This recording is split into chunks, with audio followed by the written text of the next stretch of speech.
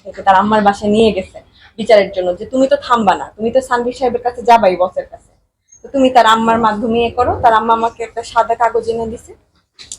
কাগজ এনে দেওয়ার পর বলছে যে এখানে তুমি লেখো যে তুমি এরপর থেকে আমার ছেলের সাথে করবা না।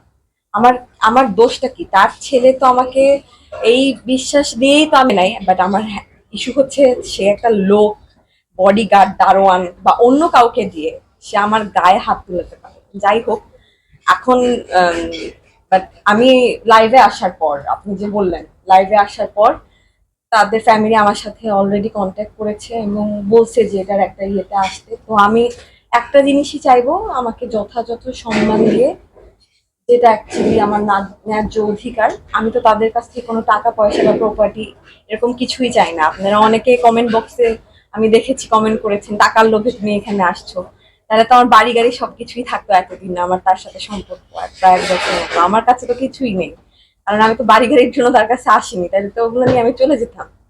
আচ্ছা, আপনি ওই যে কত বছর অন্তঃসত্ত্বা বলছিলেন একটা মেডিকেল সার্টিফিকেট? ওইটা অনেক আগে, ওইটা 3 মাস আগে ছিল, 2 মাস আগে ছিল, এখন ফাইনাল। আচ্ছা, কমিটমেন্টটা কি ছিল? কমিটমেন্টটা ছিল যে ঠিক আছে, উনি বলেছিল যে কিপ ইট প্রাইভেট, পরে then will get married, will get married, that's it. মানে আপনি কোন সিদ্ধান্ত নিলেন? মানে আপনার হচ্ছে ইসলামিক রীতি অনুযায়ী বিবাহিত অবস্থা ছাড়াই সন্তান নিয়ে নিলেন, এখানেও একটা হ্যাঁ, আমি এটাই এখন আমার কোশ্চেন। আমি যখন এখন বুঝতে পারলাম যে যে আমাকে এভাবে মারতে পারে দারোয়ান দিয়ে, সে আমাকে সামনে গিয়ে কি বিয়ে করবে? ডেফিনেটলি না। আর যে ইভেন আমাকে আমার বাসা, মানে আমি বাসা থেকে বের হয়ে আসছি, আমার বাসা যেহেতু বসুন্ধরা, আমি এখানে ভাড়া থাকি, তো আমার একটাই কথা যে আমাকে এই ব্যাপারটা লিগালাইজ করুক, তারা আমাকে ন্যায্য অধিকার দেখ। আমি তাদের কাছ থেকে কোনো টাকা পয়সা কিছু চাচ্ছি না, যেটা দেওয়ার, মানে যেটা তারা এখন সেটেলমেন্টে আসতে চাচ্ছে বা হোয়াট এভার কন্ট্যাক্ট করেছে যাচ্ছে, এরপর আর আমার তাদের প্রতি কোনো গ্রাজেস থাকবে না।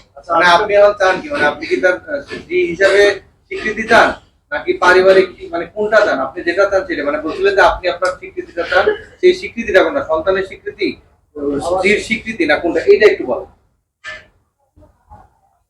অবশ্যই বিষয়টাকে লিগালাইজ করা, স্ত্রীর স্বীকৃতির মাধ্যমেই সন্তানের স্বীকৃতিটা আসে। That's it. সেই সাথে আপনি নিরাপত্তাহীনতা ভুগছেন। নিরাপত্তাহীনতায় তারা আমার সাথে অলরেডি কন্ট্যাক্ট করেছে, আমাকে মানে শিওরিটি দিয়েছে যে সামনে এরকম কিছু একটা হবে না, যেটা সত্যি কথা। সামনে শিওরিটি দিয়েছে যে এরকম কিছু হবে না, যে একটা আপোষে আসো বা সেটেলমেন্টে আসো। তো সেটেলমেন্ট একটাই, আমাকে স্বীকৃতি দাও, আর কিছু। ওইদিকে আপাতত ওই যে নিজেকে লুকিয়ে রাখছেন ওদের কাছ থেকে, এরকম কিছু? আপাতত আমি কিছুটা হলো, মিথ্যা বলে তো লাভ নেই। আমি আমার জানের ভয়ে ওই দিন রাতে চলে আসছি, আমি বাসা ছেড়ে চলে আসতে হয়েছে। আমি স্টিল বাসার বাইরে বাইরে ঘোরাফেরা করতেছি। আমি আমার একটা ফ্রেন্ডের বাসায় আছি কয়েকদিন ধরে, 2 দিন ধরে, সরি। তো এরকম করে তো আর লাইফ লিড করা যায় না, লাইফ লেসের মতো, তাও এই অবস্থায়। কোনো আইনি পদক্ষেপ নিলেন কিনা? না, আমি এখন পর্যন্ত নেইনি, আমি নিব না, যেহেতু তারা বলেছে যে একটা সমঝোতার মধ্যে আসবে। আমি অপেক্ষা করছি। আচ্ছা, এটা হুমকি ছিল আপনার, মানে ডেফিনেটলি এটা একটা হুমকি ছিল। আমাকে ওই দিন রাতে হুমকি দেওয়া খুব জঘন্য ভাবে, আমি তো মনে করেছি আমি মারা যাবো রাইট এট দ্যাট মোমেন্ট। আমি থানায় পর্যন্ত ঢুকতে পারছি না, ভাটারা আমি, হ্যাঁ, ভাটারা থানায় আমি গিয়েছিলাম, কিন্তু তারা আমাকে বলেছে যে ভাটারা থানায় গেলে আমাকে সাথে সাথে এখান থেকে উঠিয়ে নেওয়া হবে। তো আমি ওই সাহস আর করি নাই ভাটারা থানার আশেপাশে যাওয়ার।